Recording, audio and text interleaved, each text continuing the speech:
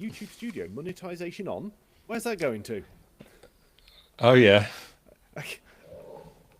There we go. Once again, we're being robbed of our hard-earned millions. Well, Barry, you're a lot louder than Lee, at least to me. Right, hold on. I'll give him a tweak. I've asked if it's live and no one's responded, so... They're probably asleep. I know they'd be moaning that nothing's happening. Hang on, Dr. Bean's on it. It It is. is. Well done, Dr. Bean. There we go. Fab. What's the levels like? As much as Riverside, I can tell. I'm way I'm down. asking the great unwashed. Oh, my apologies. Sorry. Lee's a bit quiet, says Dr. Bean. Okay, let me whack myself up a bit. Easy. There we go. Whap. That was. Thank you. That's better. There we go. Oh yeah, that's good. Oh, hang on. I'm starting to peak. There we go. I will just also explain. As you can tell, I'm in the shop, and the woman who lives in the flat above me is addicted to Heartbeat. So if we hear the Heartbeat the show. yeah, and she's increasingly getting hard of hearing. So I'll get the Heartbeat theme tune about 4 times during the day. So if that suddenly cuts in at a moment, there's nothing I can do about it. I can throw shoes up to the ceiling and see if that helps. But I've not heard of anyone addicted to Heartbeat this century. this woman lives by ITV. I didn't know it's still on. That's the Nick Berry copper thing, right? Yeah. I've done a few days of work on it. Oh, bloody hell, that's the phone. Naff off, you're not meant to be here. Go away. See, not only am I doing this podcast for no money, I've shut the shop so I can do it. So I'm actually losing money today on this podcast, you know.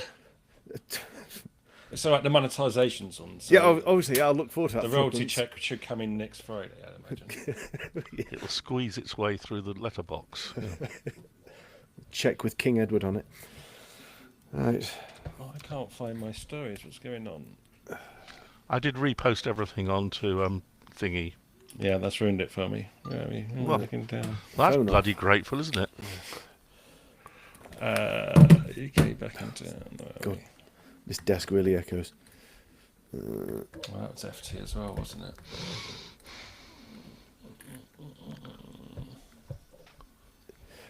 Yes, Nick L. The autofocus on my camera is completely unpredictable. I have no control at all. It is plug and pray at the moment on this one, so I'm afraid I'm going to be in and out of focus, which frankly is the best way for me.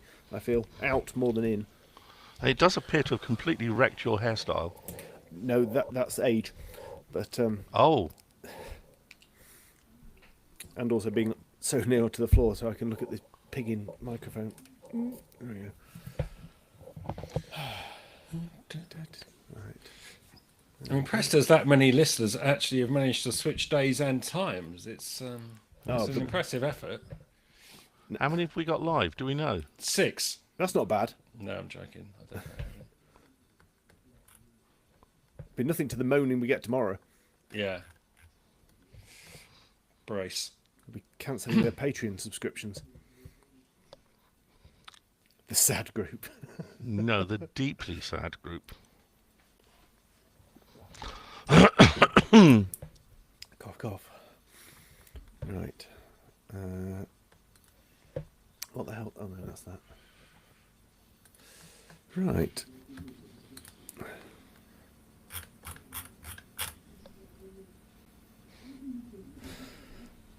Oh, that's your heartbeat in the background, isn't it? It's something something going on there. Yeah, suddenly the Kinks will start playing. I bet they It still won't be- get royalty checks. I can say, at least yeah. it won't be Ozzy Osbourne. Oh, yeah. No need for that. Poor Oz. I'm not sure "poor" was the right word, but I don't know. I don't think you go through life like that and possibly come out that wealthy. You know, there's a lot of those stars that signed very bad deals. And was Sharon's dad? I don't reckon it's that short. It's 3 o'clock, by the way. Is it? Should we get on with it? Probably should rather than discuss Ozzy Osbourne. Okay, fair enough. Let's focus. what? Good afternoon and welcome to the PC Pro podcast. It's Wednesday, the 23rd of July. We're going a little bit early this week because of various scheduling issues, because the international demands that are placed on PC Pro contributors. So with me, I have a diminished crew of Mr. John Honeywell. I'm not diminished. Well, only in this numbered sense. Oh, okay. And Lee Grant. John Grant would be a good guest, wouldn't it? A dishevelled Lee Grant, absolutely, yes. Hello, good afternoon. Good afternoon. Darren has gone, says somebody on the on Discord. Yes, Darren is not with us this week, so all kinds of technical issues await. But until they arrive, let's crack on with battery stories, Lee. Yeah, if you want to cast your minds back to March, episode 735, I talked about a fault which had occurred with batteries in some Pixel 4a mobiles and what Google was doing about it. Now, if you missed that one, then the gist basically is this. Back in January, Google was offering a firmware update to certain 4a users under the rather non-committal labelling of battery performance. And the tech note for it said this: Google has determined that certain Pixel 4a phones require a software update to improve the stability of the battery's performance. So far, so good. Basically, if you want to translate that, Google became aware that batteries inside some 4As were overheating. So the fix was to push a firmware update to hobble the batteries and to keep basically the thermals under control. The charging rate had been dropped, as had the battery life. Some users reporting getting 1 or 2 hours on their phone. Now, this was deliberate by Google. They weren't just trying to sort of annoy their user base. They were trying to sort of spur them into a action. And off the back of this, Google was offering 3 options to get these phones fixed. The first was basically they were going to do you a brand new battery for free. The second was you get a 50 quid gift card or something like that, or equivalent gift card, or you could get 100 quid off a new Pixel. Now, at the time, the Pixel 4a was officially unsupported by Google, and I'm guessing spending any money on these handsets really wasn't part of its business plan. So I guess objectively the offers seem sort of fair and probably necessary. But there are jurisdictions around the world where this sort of fault could see Google giving sort of full refunds. So I guess there might have been a bit of rearguard action going on at the time. Now, at the time, that firmware update was optional. The 4A's owners could choose to apply the patch, but within the last 48 hours, there are reports that this update is now being forced out, which really has upset many people on the r/Pixel4a Reddit forum. Basically, the tricks they've been employing to avoid this firmware upgrade, running the risk of the overheating battery, that's all sort of gone by the way. Even reports of some people who have actually managed to root their phones, they've still managed to fall into Google's sort of clutches, because really, what else can Google do at this point? But if Google's 3 options really don't appeal, you can always buy a Google 4a battery from iFixit. And it is a very simple 64-step guide to swapping that battery. And having looked at this yesterday, and if you are out there listening and you are a Pixel 4a user that's noticed this has suddenly happened, then my advice would be let them do it for free. Yes. I mean, what's your thoughts on this one, John? Manufacturing stuff at scale in volume is really tough. And everybody in this particular part of the tech world is trying to squeeze the absolute maximum amount of performance out of the available space and weight and cost and so forth. And so everything is right at the bleeding edge always.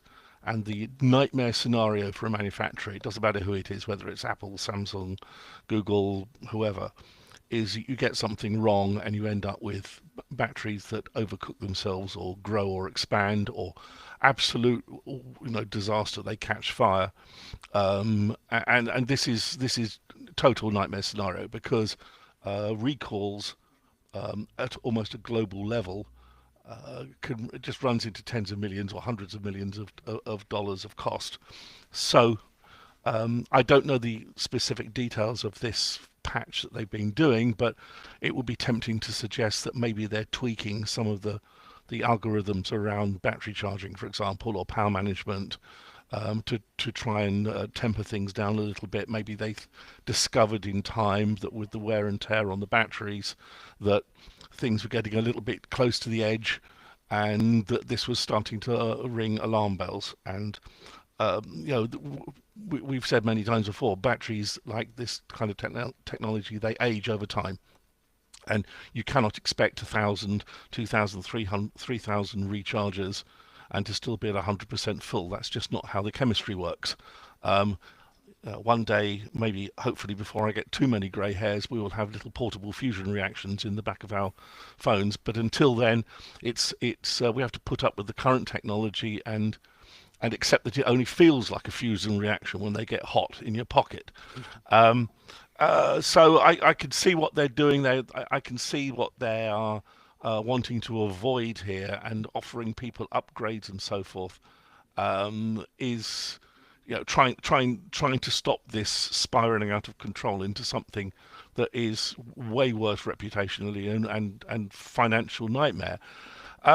This also does come back to, if it's however many it was, 79 steps or something to replace the battery, probably involving your microwave oven, the Hoover, the cat and a dead rat waved over it to try and get the damn thing out the back of the phone, I would imagine.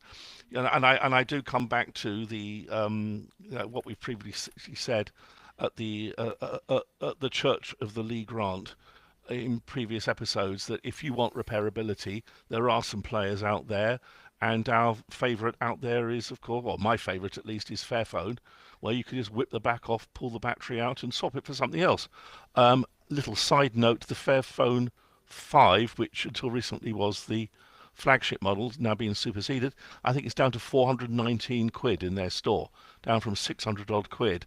So getting a fully repairable, and when I say repairable, I changed the screen on mine and it took me probably all of about 3 minutes, and 8 screws. And so if you go for sort of hermetically sealed devices, this is the problem that happens, because there is nowhere for the battery to go inside these devices other than bulge or catch fire.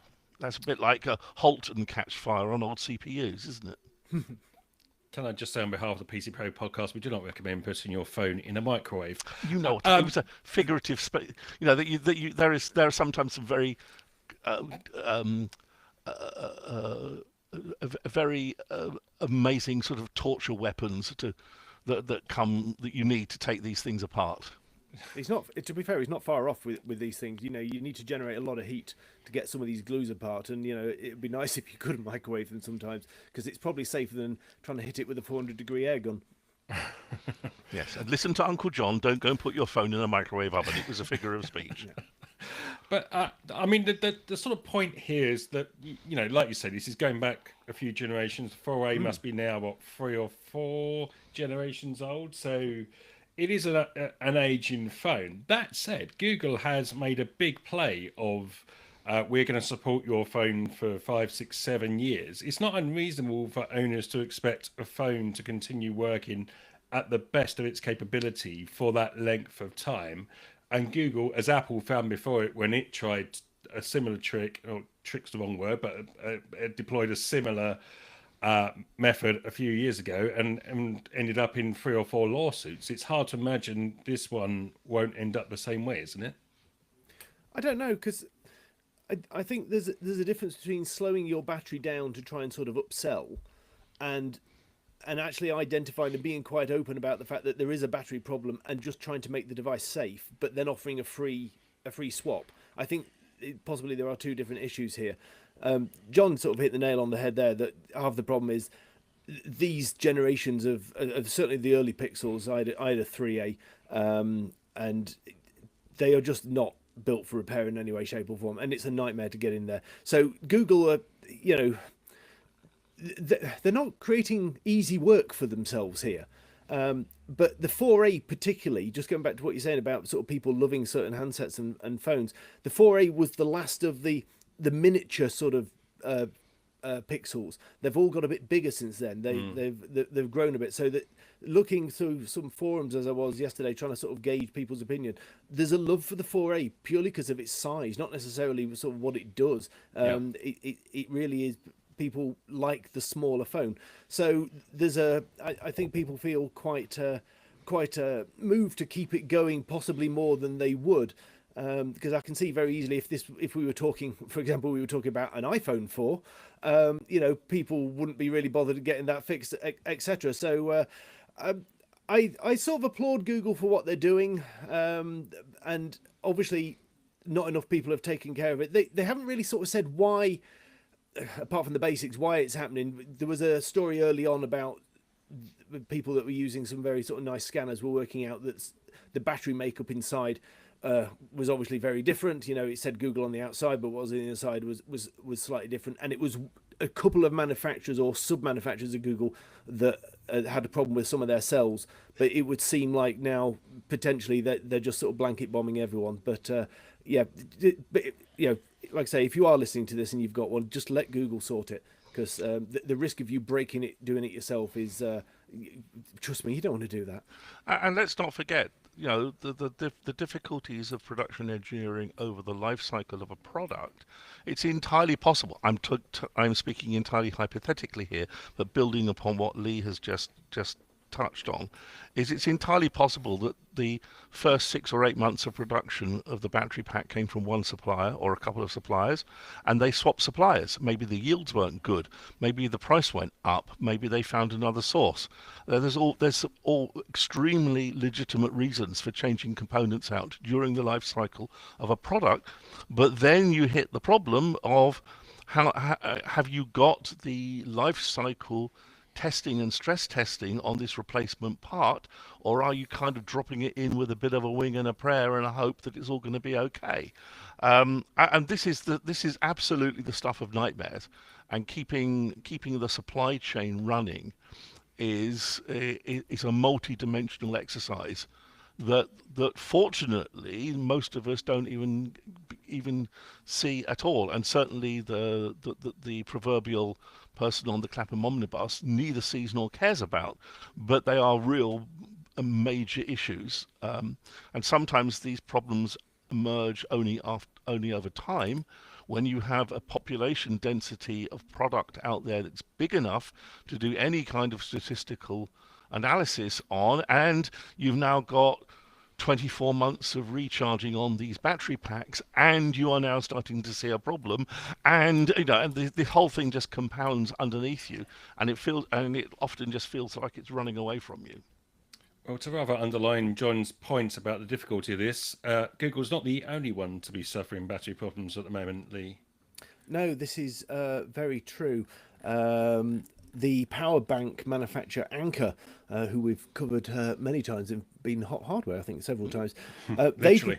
Yeah, yes, that's the problem. They've recalled over 1 million power banks. So you start thinking about the volumes of numbers. You know, that's a lot of product. You know, you imagine someone recalling 1 million cars or something like that. You know, this is these are not small numbers we're dealing with here. Now they've discovered an issue with a few different models. I will very quickly whip through them. There's a power bank model A1257, a power bank A1647, a MagGo power bank A1652, a Zolo power bank A1681 and 1689, and the Power Core 10,000 A1263. Now, critically, not every model that I've mentioned there, or every instance or product of them, has been affected.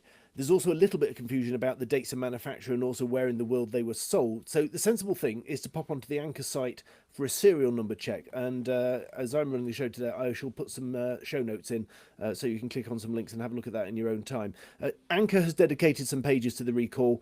And basically, if you pull a winner and yours is one of the affected models, Anker state you'll be eligible for a replacement power bank. And if they're out of stock due to unpopular demand, you can choose basically a $30 gift card or wait. And it would seem that Anker sort of don't want these back either, so also possibly gives you an indication of how much money they're making on these. So if you're based elsewhere other than the USA, it shouldn't be a problem sort of getting a replacement to you easy enough, because obviously it's going to be a one-way ship job. Just for a bit of interest on this, there's a company called Lumafield. They're a company who use various techniques to inspect components and devices in a non-destructive way, using all sorts of electronic wizardry. And they grabbed 5 of these and put them through a CT scanner. And this basically is just to underline what we've just been talking about with the Pixel 4a. I'll also put a link in the show notes to this as well, because it's a great long read, basically on the differences found between products which are essentially sold with the same model number. And so my non-spoiler conclusion to that is that, you know, Anker's success, the volume that they're selling these in, means that the devices are just being produced by different fabricators just to hit volume. And for many reasons, you know, they obviously all conform to the certain target, as John was saying, but the devices are far from identical. Even some of the PCBs that these people have found are really really different. Now, obviously, there will be some product evolution going on as they one developed in, produced in rather 2016 rather than 2018, that will be sort of slightly different. They may have got a new IC that will sort of manage the power a little better. So, but there are some a heck of a lot of differences. It really does show the complexity of the supply chains, and it really does go without saying that Anker is far from alone with this type of issue. So when you download this show later, go and have a look at that story, because it really is a nice one. And it shows to some extent how commoditized this market's become. I mean, you talk about losing sleep earlier. I lose sleep over, my kids going out and sometimes buying these cheap little battery packs, and God knows where they come from. God knows what's inside them. And I'm constantly ripping them off from them, replacing them with decent branded models. But you would have thought Anker would be one of those decent branded companies that you might have trusted. Yeah, I mean, and I'm not saying you couldn't trust, but it's hard, isn't it, to reliably know where to buy this stuff. And I put forward the MagSafe Anker battery pack that I have that goes on the back of my iPhone. And I think it got a hot hardware here, because it's a great piece of kit. It works really well. It's reliable. I've got a number of Anker battery packs, and I've always viewed them as being a trustworthy vendor. I am not in any way suggesting that they are not a trustworthy vendor. It's just that they have been one of those kind of premium brands, rather than, as you say, Barry, the who knows what that comes in a packet of cornflakes, almost. And because some of these things are sold out of vending machines for not much more than mere pennies. I mean, the cost to Anker for millions of these devices to replace, even if their ex-factory cost is 10 quid and they retail at 70 or 80, that's still a lot of money, and it's a lot of shipping cost, and it's a lot of paperwork hassle and all the rest of it. It's gonna cost them a significant amount of real cash, let alone starting to talking about reputational damage and that whole sort of PR and marketing fluffiness.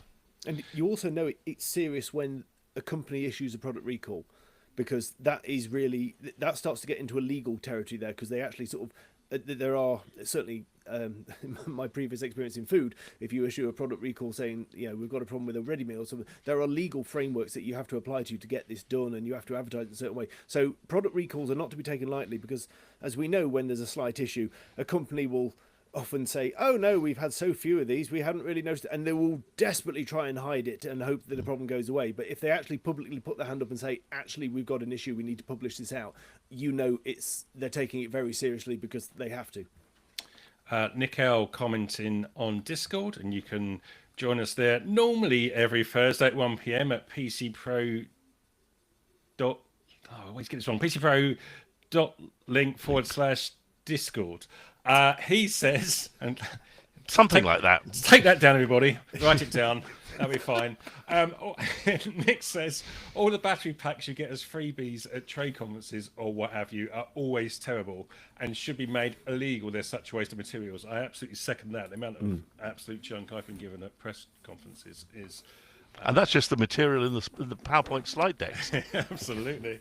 Okay, let's move along. And we're moving along to the UK government, which seems to be back shuffling on this idea of trying to force Apple and others to create a backdoor into their encryption systems. So you may remember earlier this year that Apple was subject to what's called, I've lost my notes, a technical notice where the government was basically asking it to create a backdoor into its iMessage system, and Apple kicked up a fuss at the time and said that it wouldn't do this. In the end, it started to remove some of the more advanced encryption services that were available to UK customers, and Apple issued a legal challenge against this, which I believe is due to be heard next month from memory, and it's also been joined in that legal challenge by Meta. Well, now it appears that the UK government's preparing to backslide. This is a report from the Financial Times on Monday, from what they claim are senior sources within the Home Office. And they said that this is something that the Vice President, and this is the Vice President of the United States, is very annoyed about and which needs to be resolved. The Home Office is basically going to have to back down. And further quote from one of the officials says, one of the challenges for the tech partnerships we're working on is the encryption issue. It's a big red line in the US. They don't want us messing with their tech companies. Now, to be fair, that's hardly a secret. JD Vance has been out criticising this publicly. Trump publicly rebuked Keir Starmer for it when he visited the US. The US's stance on this is fairly well known. Can't imagine why the US would want fully encrypted communications. But it does seem that for perhaps not the right reasons, the government is backing down on this rather controversial measure to force backdoors into encryption. What do you make of it, John? They were on a hiding to nothing.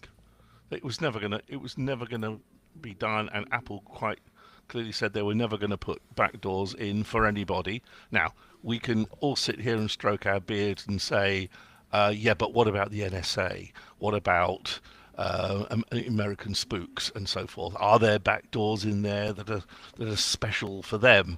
And this kind of, frankly, scaremongering nonsense tittle-tattle goes back decades. There was, if we go right back to the 1990s, there was the core security part of Windows NT had a key part that it was called something like NSA key 01 or something, and people said, "Oh, that's for the National Security Agency." It wasn't at all. It was something completely unrelated. Just happened to use those letters. So the scare theories will obviously proliferate on this. I think the UK government saying that they wanted access into messaging, and it was also into the iCloud backup services and so forth. So all of your basically your Apple persona backed up into the cloud, they wanted access into as well. And that wasn't going to happen, and Apple had said it wasn't going to happen. The only question was who was going to back down and on what terms. And as these things tend to be, it's all got muddled up with international trade relations and so forth. And I suspect it's just going to be quietly sidelined and watered down, and everybody claimed that they've won, of course, because that's what politicians do. But if it is really true, and they're not going to have this this backdoor, then this is a good thing. Interestingly enough, the advanced data protection stuff, which is the harder encryption that you're talking about, Barry, was available before this. They took it away in the UK such that you couldn't enable it in the UK. But if you had it enabled, it wouldn't disable it. Yeah. Because here's the great problem with it, which is you can't disable it because Apple can't return your data back to how it was such that they can read it. All you can do is basically wipe the store and start again in its lesser encrypted state. So if you had ADP enabled, it's still enabled today, and it will continue to be enabled. I'm looking forward to seeing ADP being offered again back onto my phone. Just as a little tiny aside here, if you want to have this higher level of encryption enabled, you're going to have to take off your Apple account any older Apple devices that are no longer on current operating systems. So to my right here, I have my lovely 2013 Mac Pro trash can, which is running a sort of a old version of Mac OS, and it's sat on my Apple account. And that prevents me being able to turn ADP on even when it was available, because that won't support it. And all devices on the Apple account have to support ADP. Now that's getting sufficiently old and decrepit that what I should do, it's not decrepit, it's still a wonderful piece of hardware, but in this context is I should take it off my primary Apple account, create a new Apple account, shove it onto that, and then I'll be able to enable ADP when it comes back into the UK. Lee? Well, I mean, just parking the technicalities aside, we knew this was sort of going to happen because it sort of always does, and this seems to be the political strategizing at the moment with this government and previous governments, particularly with tech issues. They all seem to sort of back down. I sort of thinking about the Microsoft acquisition of Activision and things like that. We were to start with, we're not doing all that, and that was off. And I remember going through hell of hoops for GDPR compliance for keeping customer data. I looked into it. Do you know how many fines the ICO handed out last year for GDPR? Very few. Actually, John, it's two bigger than zero. It's two. It's one for each hand. Yeah, absolutely. And it's. And you look at these things, and then at the same breath, you read that the government has just given OpenAI sort of the keys to education, defence, security, and justice. And it seems to be when the government sort of positions itself to fail, which I think it sort of did in this case, but in other instances, it always seems to be a bit like Milhouse from The Simpsons. It always seems to be up for a fight, but ultimately, by the end of the episode, he is going to crumble, because that's what Milhouse does. And it just. Is it as simple as just having politicians or civil servants that are just not up to the job and not understanding the technology and the implications? Or are we just that reliant on US tech that we can no longer do anything else but capitulate? Answers on a postcard to Tim Danton, Care PC Pro. Well, here's my answer. I think it's staggering levels of incompetence all round. Let me just give you an example of last week. Sending 20 sheets of A4 paper to a client in Dresden in an envelope. Sounds tough, doesn't it? Yeah? Sent it out by one of the major couriers. It took 2.5 weeks to arrive on what was supposed to be a 24-hour delivery. Why? Because it got stuck in customs because they didn't like the definition of document. Because apparently if you have a staple or a paper clip on the paperwork, it is a different declaration code number for the item. And you think at this point, all you actually want to do is either cry or go back to bed under the duvet or set fire to something. But and I don't know. It's just why is all of this stuff so damn difficult? Another example.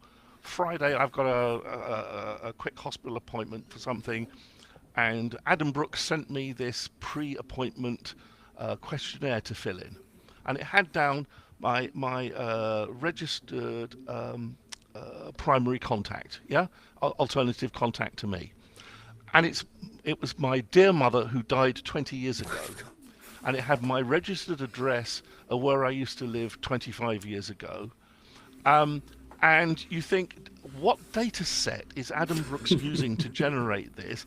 Oh, and then it goes on and says, can you please fill in all of your prescription medications, their dosages, and when you started them? And you think, that's all on my NHS record, on the NHS app. Who at this hospital is dim enough to create this kind of nonsense? I know this is going a little bit sideways, but it kind of comes back to the whole mindset of, we'll just force them to give us a back door because that will fix everything, and have no idea of what they're talking about. You can tune in for John's ranting hour next week at Thursday 1 p.m. John in a straight jacket, yes, next week. In the meantime, let's talk about SharePoint, John. Yes, there has been some, let's just call it significant unpleasantness in SharePoint land over the weekend. There's been denial of service attack stuff coming in, and Microsoft is now basically saying that it's bad actors coming out of China, and various groups coming out of China. Now, I absolutely must say right at this very beginning here, this is not SharePoint server hosted by Microsoft in the Office 365 cloud. This is your SharePoint server running locally on your network. Okay, which I would argue was a deeply bad idea 10 years ago, but people appear to still be doing it. On the back of that, there have been some really quite nasty zero-day vulnerabilities, and the tools for exploiting this have been running a little bit like wildfire over the past few days. Now, Microsoft has come up with some CVEs, 53770, 53771. These are like security bypass vulnerability, and remote code execution, 35771. And if you chain those two together, then bad actors can get past authentication and start to execute malicious code over the internet on your SharePoint server, which clearly is a really bad idea. Okay, so what Microsoft say uh, is that if you don't have these patches in place, then the threat actors can basically send a post request to your SharePoint server, upload a script called spinstall 0.aspx, and then this does stuff like retrieving machine key data and then sends it back out to the nasty scumbags out there who are doing this. So what you need to do is get these patches in place absolutely immediately, and also recycle the primary keys on your servers to refresh those, so that those keys, if they have been exfiltrated, are no longer valid, and lock stuff down. But the other thing I would throw in at this point is, unless you have a really damn good reason why you're running SharePoint server locally, because one very good reason why I moved our Exchange server, which was running locally until about 12 years ago, as soon as Microsoft started offering that as a hosted cloud service, I jumped on it simply because it made it their fault. I keep backups of everything, of course, and I've talked before about how you can use a cheap Synology NAS to back up your Office 365 cloud stuff, including your SharePoint servers and all of your OneDrive data and all the rest of it, so you can keep local copies. Which of course is super important. You can't just rely on something in the cloud. But in terms of maintaining the integrity, Microsoft can deploy this kind of patch stuff globally at scale in minutes, far faster than you can deploy anything yourself onto your own local servers. And it's also kind of a reminder that the security infrastructure that Microsoft deploys on its cloud infrastructure is probably a lot more robust than you've got. A bit of chewing gum and a rolled up copy of last week's Daily Mail as your firewall. So this should be your wake up call. I'm not blaming Microsoft for this. It's a zero-day exploit that everyone's been caught by that's still running this. But as part of your fixing process, you should be doing serious risk analysis of why you are still hosting it this way. Well, I mean, why would someone still be hosting? Is that just legacy and hangover, or is there security reasons why some people might run that locally? Well, there's always a security reason, which is there's data here that we are not allowed to put anywhere near a cloud service, so it has to stay on premise. However, a lot of those types of environments are, you're not allowed to be connected to the internet anyway, and you have an air gap between that network and the outside world, because the high level of importance and security of that data, whether it's financial data or state security data or whatever it may be. I suspect, and it's purely a suspicion, a lot of this has just come down to if it's working, don't fix it. And especially in the lower mid-size of the SME market, where money is tight, skills are difficult to come by, and you don't tend to have this level of expertise on site to keep this kind of stuff really tip-top and to keep the right level of expertise in-house. It's kind of, we get round to patching it when we get round to patching it, and these then become absolute sitting ducks. Right, because I was just about to say, if you haven't got the expertise to keep it up to date, you're going to struggle to apply these kind of patches, aren't you? Absolutely, yes. Yeah.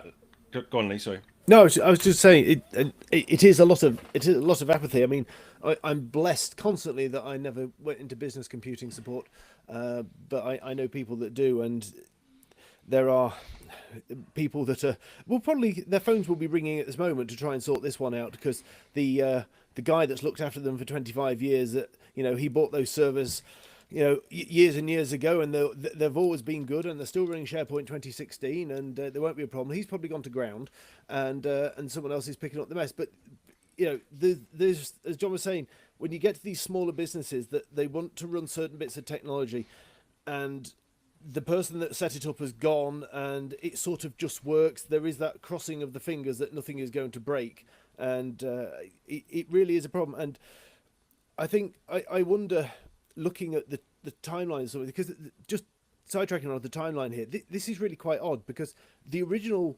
CVE of these was apparently demoed at a hackers conference back in May, and then Microsoft patched this in sort of July, but the patches were able to be bypassed. So Microsoft themselves have had 2 stabs at this. To get this one, that's just to stop the exploit happening, irrespective of whether you've actually been infected. If you've been infected, the patches really aren't going to help you at all. It's not the end of your problem, but clearly.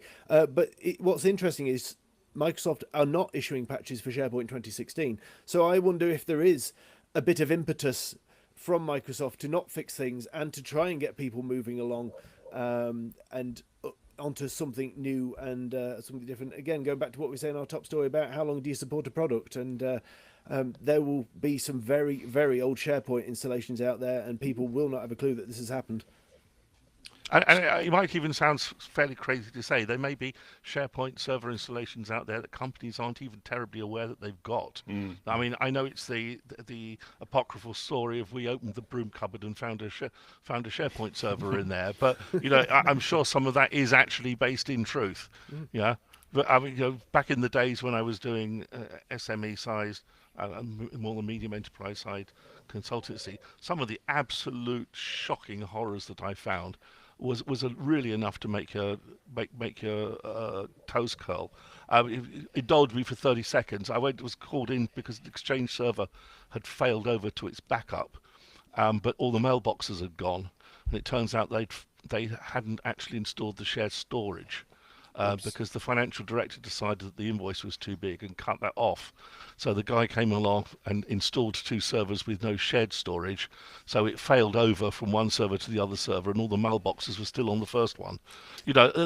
This kind of stuff. And I'm looking there thinking, where is this shared storage that's supposed to be here? And it was completely missing in action. And this happens to really quite reputable, grown-up name brand companies. But this kind of complex IT is not their forte, and that is the good reason why you get it out your premises and you get it up into the cloud. Just in case you're hearing some background mumbling on the audio, Lee's neighbour is a very big fan of heartbeats, apparently. So you may be hearing that rumbling through the walls. This will be the first tech podcast where Nick Berry's ever received a royalty check from it. But we'll try and carry on regardless. And we're carrying on with the latest instalment in the Mike Lynch saga. So you may remember Mike Lynch and his daughter very sadly died earlier this year in a yachting accident, but his legal troubles are continuing to dog him, well, his family certainly. So there was a ruling in the High Court on Tuesday about damages that are ongoing from the previous cases that were brought against Mr. Lynch. You may remember he got cleared in the US, but here in the UK, he was. They were still found guilty of various business breaches, and that has effectively led to Mr. Justice Hildyard determining that HP Enterprise is owed £740 million from Mike Lynch's estate. You may remember this refers back to Lynch got into trouble for basically overstating the value of Autonomy when it was bought by HP, and him and his finance director, I think his finance director actually served some time in prison in the US for this. But they were found guilty over here of materially overstating the value of the company, even though they were cleared in the US. And this has resulted in this £740 million settlement. Now, the difficulty for Lynch's family is this will effectively leave them bankrupt because the amount here is worth more than his estate was left. He left about £500 million after he died, apparently. So it's basically going to wipe out whatever the estate that Lynch left behind. He, went to his grave denying that this was the case, said that HP always substantially exaggerated their claims against him, and that the arguments that they fraudulently inflated the value of the company was not based on any detailed analysis. And there's certainly been a mixture of legal hearings on this over the years. HP said in a statement that it was regrettable that they had to continue to pursue this, but so they did. I don't know if you've got any thoughts on this one, gentlemen. It's a very sad case in many respects. Well, do you want to go, Lee? Or I'll just prattle off No, something. no, no. You I mean, breathe first. it's the latest in the saga, isn't it? And there was never going to be a happy ending out of the tragedy of the boat going down. I follow a couple of big yachting channels, and I believe they've actually managed to lift the boat now. Yeah. They brought it up to the surface and so forth, um, and maybe this is the end of the story. I don't know. I have a horrible feeling that this is just going to keep rolling and rolling, because at this point now, if the family's going to get wiped out on the financial settlement, then uh, is there the money to keep fighting it, or is there nothing to lose to keep fighting it? You know, and so I have a feeling that it will keep rolling forward. And I'm not actually really sure we will ever get to the real truth of what happened on this, the whole story, and whether it was truly legal or not, because there has been so many claims and counterclaims and lawsuits and so forth over. It's many years now, isn't it? We're Yeah. At we're least into 10 years. decades, aren't we? Yeah. Yeah. That part of me says I'd just like the whole thing to stop, if only for the sanity of the family and friends involved. But maybe that isn't the right outcome from a justice point of view. Lee? It's. I mean, I promise you, I have tried with this story. I really have, and the bit that moves me is in any way, I guess, is the tragedy of people losing their lives, irrespective of whether they're guilty or innocent or whatever. The rest, I guess, on a superficial level, very rich people possibly having pulled a fast one against a multi-billion tech company who possibly didn't do its homework. Fair enough. But it seems to me that HP is like a dog with a bone, and I know it has a duty to its shareholders to do the best for them. However, that isn't always financial. I know I can hear CEOs laughing right at this time, but pursuing the family of basically their dead, the dead person that they wanted, isn't a good look for any company. So you have to say, if you were looking at who was the guilty party, we'll never find that out in a million years. But the scales of the hard stairs are starting to fall now on HP. It's like, just go away. You've got enough money, leave it, go away, and put it right. Just write this one off. I think in HP's defence, this case was pursued before Lynch died, so I don't think they did it subsequent to his death. But point still stands. And that comes back to my point. The whole thing is just this nightmare is just grinding on. Yeah. My daughter's 11 years old. Her last project at her school she's just done is the Titanic, and they talk about who was to blame for the Titanic. And one of the facts that they always drop in, because I've seen several kids go through this over the years, is the reputation of White Star, who ran the Titanic, and the fact that after everyone went down, they tried to sue the families to reclaim the loss of their uniforms. Things like that. And there comes a point where you go from being you're the people that have lost a lot, to actually just rein it in, go away, you've done enough. It's a very old podcast this week, isn't it? We've gone through Nick Berry, John's troubles with the NHS, and now the Titanic. I don't know, this free-hander format seems to brings out the worst in this, doesn't it? Really? Yeah. And doing it on a Wednesday just blows my brain anyway. So This is it. Let's never do this again. Right, Nibs time. Start with you, John. Yes, Google is trying to help people who use Chrome on iOS. I don't know why you would, but there you go. Some do. To actually separate out work and personal accounts on iOS. The whole BYOD, bring your own device, or as I notably called it some years ago on PC Pro, bring your own disaster, which is how it seems to work out in a lot of cases. Obviously, no company wants to shell out for providing hardware to a member of staff if they can just hijack their personal phone. And Chrome is now getting this feature that you can have manage Google Workspaces alongside entirely sandboxed home use of web browsing on Chrome on iOS. And if you're wanting to do this or having this imposed upon you by your employer, then this is clearly an improvement. It's good for the company because it allows them, the employer rather, because it allows them to have some element of separation of church and state between private stuff and company stuff on the browser on your iOS device. And from that point of view, it's also pretty good that your shopping list at Tesco's doesn't get leaked into a corporate PowerPoint presentation. So this is a good thing, I guess, even though I particularly don't like the whole idea of BYOD anyway. But if you're going to have it, then have something like this. Okay. There's a dictionary disaster, Lee. Absolutely. This hitting the serious stories this week. So logophiles are sobbing into their thesauruses after dictionary.com made some changes to their user accounts. Now, this site offers a free dictionary through its website. Most of you, I guess, have probably seen it. But for committed word lovers, there was a paid-for dictionary.com Pro, which allowed viewing without ads, offline access, user-made lists of favourite words, and a whole host of other benefits. Anyway, these have been pulled, but it seems that dictionary.com didn't try that hard to tell anyone what was really going on. Now, Ars Technica have said that they've had no response from Dictionary.com via their parent company, which is a company called IXL, who acquired Dictionary.com in 2024. It's also been noted that mentions of premium features have vanished from the website, but a notice has appeared explaining they don't give refunds, which I thought was interesting. Now, in retaliation, a disgruntled user has started a change.org petition, which, after checking this morning, has gathered 12 signatures, which is easy to smirk at, obviously.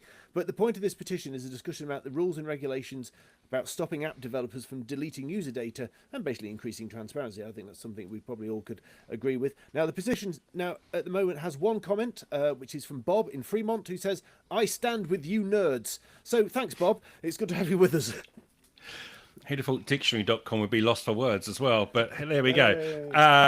My nib this week is the glass manufacturer Gorilla Glass, I think we were talking about last week, in fact, who have had to end their exclusive deals and other business practices in the European Commission that were deemed to be anti-competitive. It seemed Gorilla Glass was making deals with phone manufacturers where it would demand exclusivity to be the sole supplier of glass to its phones and would offer discounts to those phone manufacturers if they made their phones Gorilla Glass only. EU's not happy with that, so those are now off the table, as are deals with glass manufacturers themselves, where it looked like in the reverse part of the supply chain, Gorilla Glass were trying to get exclusives there as well. They've managed to escape a fine, is the good news for everybody involved. And finally, John, this last one's for you, the sad one, this one. Yeah, I just felt it was appropriate that we just note the passing of an old PC Pro contributing editor, DJ Walker Morgan. Known as DJ to everybody, also known as the fat Welsh hippie to everybody, but in a very loving and caring way. He was exactly as you would imagine, long hair, beard, and mumbled a lot. But he was a lovely guy. He was an incredibly knowledgeable person. He was contributing editor for Unix in the early days of PC Pro when we had a Unix column, but I'm talking back here into the 1990s. And he was one of those groups of people that I kind of helped persuade come along as contributing editors in the early days of PC Pro 30 and a bit years ago. He was one of the core first developers on the conferencing system called CIX, that many of us of an age used before the internet really appeared. And just as a little bit of history, of course, tenner a month forum on there created Demon Internet and then the whole of the UK internet services. So it was an incredibly powerful and incredibly important place, and it was a very small place, and we kind of knew everybody and everybody knew everybody else. And Douglas Adams was on there, DNA at Kix, and it was a different world, a different time. But DJ was absolutely linchpin to that. He went on to be a major developer at a company called Micromuse, working on software called Netcall, and Netcall JL, which was a very early implementation of Java applications. And from memory, he was their expert on in-memory databases and very high performance stuff running on Solaris 2 and Spark workstations and stuff. He then was, doing consultancy work and working on various information architecture work for various firms. And as I understand it from talking to friends of friends in this chain, he suffered from a entirely unexpected heart attack a couple of weeks ago. And so for an awful lot of us, there is a DJ-sized hole in our lives at the moment, and I just felt it was important just to remember one of the old soldiers. Absolutely. Thank you, John. And now you have 10 minutes, because we've got a hard finish today, We do. on hardware. Okay, hardware this week. I'm just posting the link over onto our live channel. It is from Unify. You know how much I like Unify. I am utterly shameless on this, and I don't care. But I've installed one of these a few weeks ago, and it is the very definition of hotness of hardware in terms of its capability and its price. It is a 60 gigahertz wireless point-to-point bridge. You use this as basically a piece of wireless Ethernet to join buildings together. And it works at 60 gigahertz, which is awfully high. And it also has a 5 gigahertz failover mode as well. And the problem with something as high as millimeter wave 60 gigahertz is it really doesn't like things like heavy rain and snow and so forth, and so it can drop back to 5 gigahertz, which is a lot better. Now, it's quite possible to take some Wi-Fi access points and kind of lash together something really quite horrible, and it might work, but this is designed to go 500 meters point to point. Building to building, and you put it up above the building and point it in each direction. Now, of course, alignment is super important for this, because if one's slightly pointing in the wrong direction, all of your lovely signal is going to go over the heads of the wrong building and not onto your area at the other end.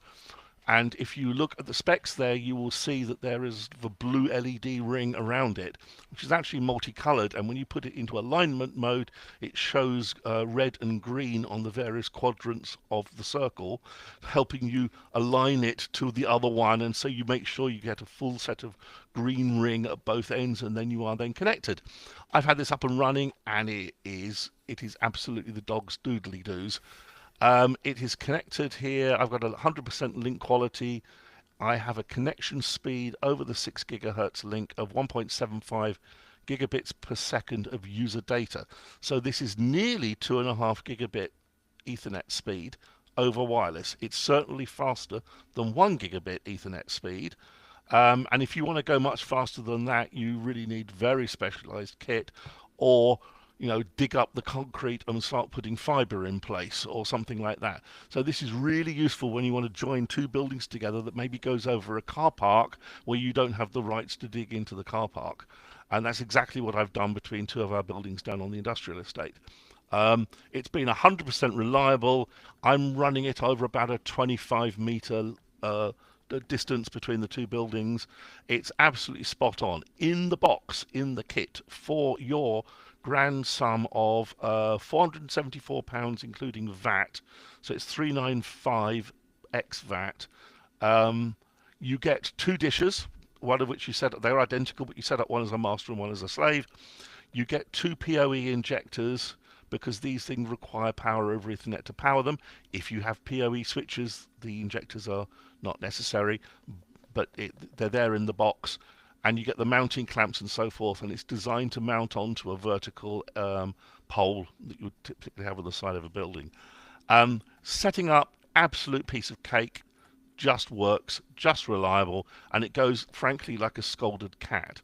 And at 395 quid plus VAT, this is a stonkingly good piece of kit, and has got me out of a major internet connectivity problem by allowing me to join two buildings together. Now, actually, each building has got its own internet feed, but it now allows me to have this as the link whereby if one goes down, I can bridge across in either direction to maintain connectivity to both sides.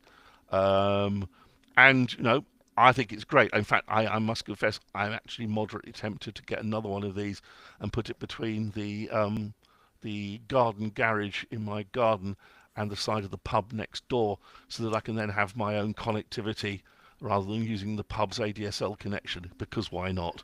I think this is a rockingly good solution. And that's all there is to it. It works. It's not stupid money.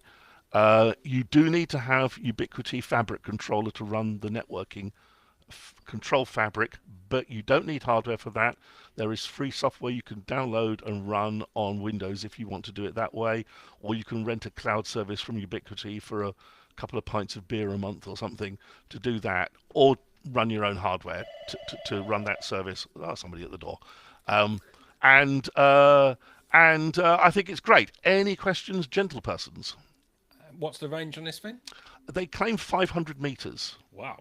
Yeah, which is quite significant, because if you can get it up high enough, you can cross over, a motorway. You can really join things together. It is designed as a point to point. They do other things where you can do basically master and multiple children, but this is actually designed as basically a long piece of Ethernet invisibly through the air, if you think of it like that. I'm assuming you need line of sight between. Absolutely, yep. So don't okay. try and put it through a tree. That's not going to work. You do need line of sight. And so, also make sure it's high enough up that someone doesn't come and park a tall van and block your line of sight. So now these things you do have to think about. So yeah. And when you're installing that, do you just have to judge it, like from literally looking across? Is always only tools that help you make sure they're properly aligned and whatever? Well, this is my point. You kind of do it visibly. You kind of say, oh, it's kind of in the right direction. But then you switch it into alignment mode, and this coloured ring lights up and tells you precisely and within a few degrees how to precisely position it at both ends. So you get a green ring at both ends, and then you're good to go. Okay, must pay attention more. Lee, I did already explain that. sorry, dear. I was typing up the poll. I can't do two things at once. Lee. I've got no question. John explained it beautifully. The only thing I would say is, with it being the device what it is it have they changed the outside for weatherproofing or anything like that? Oh, it's fully weatherproofed. Absolutely. It's a bit sort of rubbery or something like that. Yeah, it's perfectly fine. It's fully IPEX rated thing, and where the Ethernet cable goes in, it's got proper shroud around that and so forth. So yeah, it's been. We had some torrential rainstorms a couple of days ago, and it sailed through that, not a problem. So this is absolutely designed for outside use. There is no reasonable use for using this inside a building. Okay, well, if you're one of the handful of loyalists who've managed to drag across to Wednesday afternoon instead of Thursday this week, by all means, issue your vote live on Discord now. And Lee, coming to you first for the studio vote. Oh, God, blimey, that's a surprise. Look, I'll be honest. I was sold when I went onto the Unified website and I clicked on the in the box, and there was 2 Jubilee clips. I thought any product that has Jubilee clips with it as standard is going to absolutely get my attention, because them and washing machines. So given what it is and what it does, and the fact that it is so easy to do, and what John said, the little alignment tool to get it all set up, it's a PoE. I mean, and there's 2 of them in the box for a pretty decent price, because it's a damn sight. If you're trying to connect 2 buildings together, that's the damn sight that trying to get a chisel out and trying to get permission to lay some shielded fibre and all that sort of nonsense. So you cannot lose with this. So I love it. So hot. Yeah, I couldn't agree more. In fact, I'm almost thinking about installing it here, because I have a remote. You can see my garage is remote from my home. It's only like 100 yards away, 100 yards, 10 yards away. But I use 2 internet connections to sort of get around that. I may well think a solution like this may well. Well, yeah, I mean, for you, Tim, etc., who've got your office in a shed at the bottom of the garden. Yes, you can run fibre down the fence line, or you could do armoured fibre and put it down under the ground and so forth. You could do something really utterly horrible, like trying to IP over mains, which just makes my toes curl. But this will allow you to do a point-to-point connection. The only thing I would point out is it needs to be high up, and it needs to be high up because it's a narrow beam and it is quite a high EIRP. So the radio power, you don't want to be stood there looking into it. I don't want to fry the kids. Well, that could have its upside, I guess. But if you're going to do this, make sure it's up quite high and that you're not looking out. I can see a gutter behind you and through the window or something like that. But yeah, I mean, it would solve that problem for you easily. If there's a pile of dead sparrows in your garden, you know what's going on. Okay, well, I'm hot. John, you already Oh, declared I'm your hot, and I loved it. I put it in place, and as I said, I think the pub needs one now for me. Well, okay, and this is one of those rare hardwares. It did have a knot a moment ago, but that seems to have disappeared. We seem to have talked round the entire population of Wednesday afternoon loafers who've managed to hang around for the podcast. So it's 100% hot all round. I'll get Lee to get the spreadsheet out to find out how many times that's happened, but it's not many. So well done to Unify's Building Bridge. We've got to go because we're on a hard time limit. So thank you very much for everybody for joining us this week. We will be back at Thursday next week, Thursday at 1 p.m. if you'd like to join us live at pcpro.link/Discord. We'll see you then. Goodbye. Thanks. Goodbye. Right. Thank you, everybody, especially those who've moved to the new time. That we really do appreciate it. So thank you very much. Thank you. Right, I shall press a button and see what happens. And we're going to wait for it to upload its thing, haven't we? We have. There we go. Right, I shall.